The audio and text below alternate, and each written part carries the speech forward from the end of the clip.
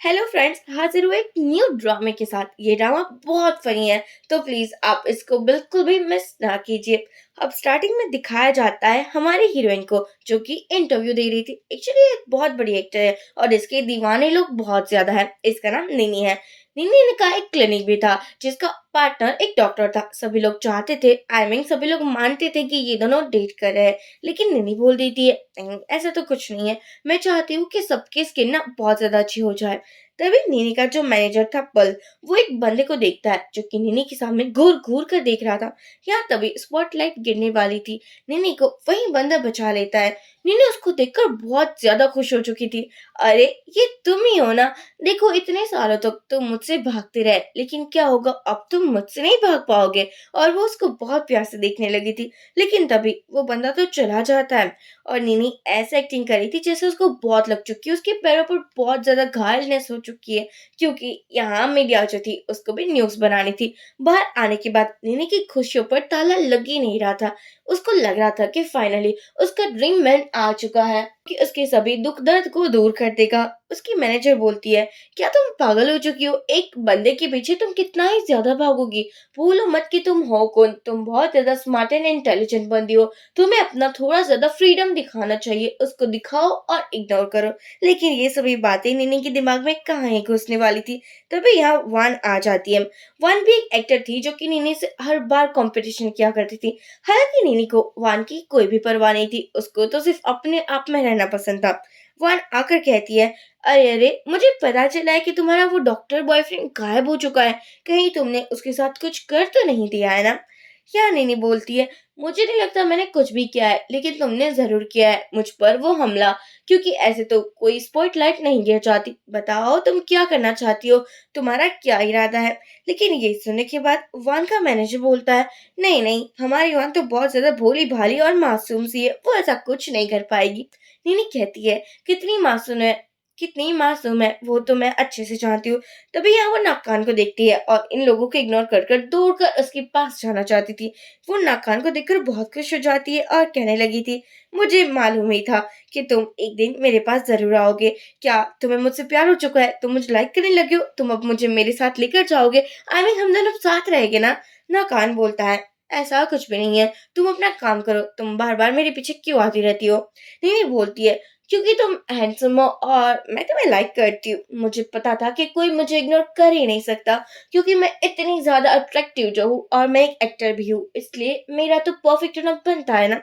लेकिन नाकान को इसकी ये बकवास बातों में कोई भी इंटरेस्ट नहीं था। वो तो देखता है पीछे से एक बंदा आ रहा है जो निनी को हर्ट कर सकता है, इसलिए उसको हक कर लेता है। लेकिन निनी को लगा था नाकान तो ये सब कुछ उसे लाइक करता है, ये जताने के लिए कर रहा है। वो बहुत ज्यादा खुश हो जाती है कि वाओ, मुझे लगा नहीं था कि तुम इतनी चिपको गम निकलोगे, लेकिन मुझे चिपकू लोग पसंद है, स्पेशली तुम पसंद हो। नाकान कहता है, क्या तुम पागल हो चुकी हो? मतलब कि ऐसी हरकतें क्यों करती रहती हो? मैं इसलिए तुम्हें हग नहीं कर रहा क्योंकि मैं तुम्हें लाइक करता हूँ, या देखो कोई तुम्हें हट करना चाहता है। यहाँ पर तो निनी को यकीन ही नहीं होता, मैं इतनी ज्यादा फेमस हूँ, कोई मुझे हट कर ही नहीं सकता। लेकिन जैसे ही निनी देखती है एक बंदा उसको हट करने वाला था, वो बहुत चिल्लाती है और कहती है, ये क्या बकवास है?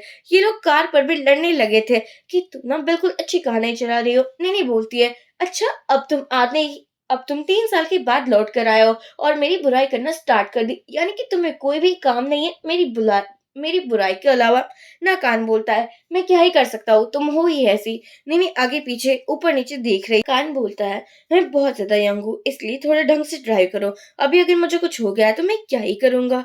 नहीं बोलती है, इसके नखरे आज भी नहीं बदले। अब हम देखते हैं चार्ट को। चार्ट भी पुलिस ऑफिसर था, लेकिन वो बहुत ज्यादा स्ट्रांग था, यानी कि अगर उसको किसी को पकड़ना है तो वो पकड़ कर ही रहता था।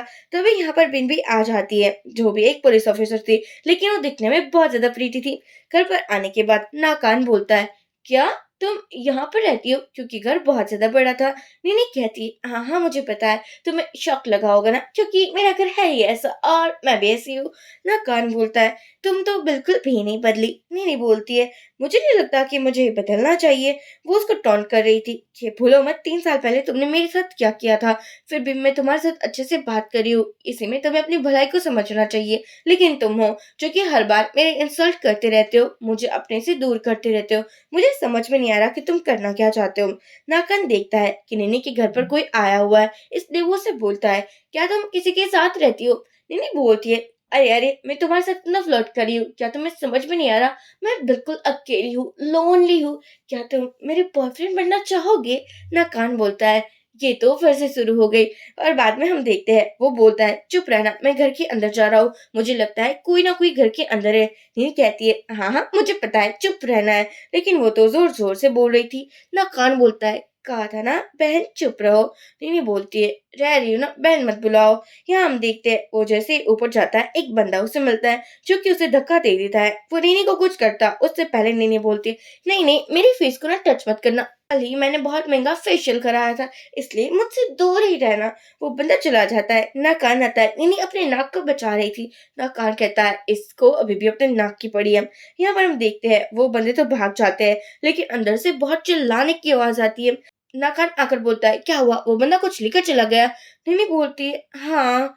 नाकान बोलता है, क्या? बताओ बताओ, सोना गोल्ड ज्वेलरी डायमंड पॉल क्या लेकर गया है वो?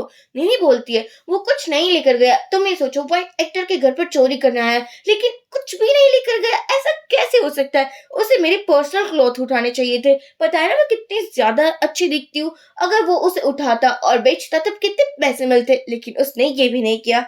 ये बात मुझे बिल्कुल गवारा नहीं है। ना कान बोलता है, अच्छा अच्छा तो वो तुम्हारे पर्सनल क्लोथ्स नहीं लेकर गया?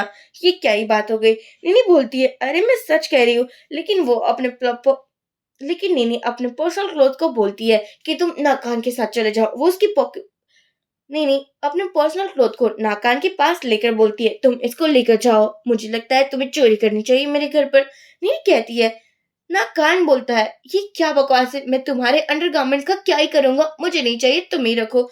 नहीं बोलती है, नहीं नहीं मुझे इसके साथ एक फोटो खिंचवाना होगा और दुनिया जहां को बताना होगा कि मेरी पर्सनल क्लोथ चोरी हो चुके हैं, कहीं मुझे स्टॉक कर रहा है। नहीं बोलती है, जल्दी से मेरा फोटो क्लिक करो, क्या मेरा मुंह दिख रहे हो? ना कान सोचता है, पता नहीं मैं किस मुसीबत में फंस चुका हूँ।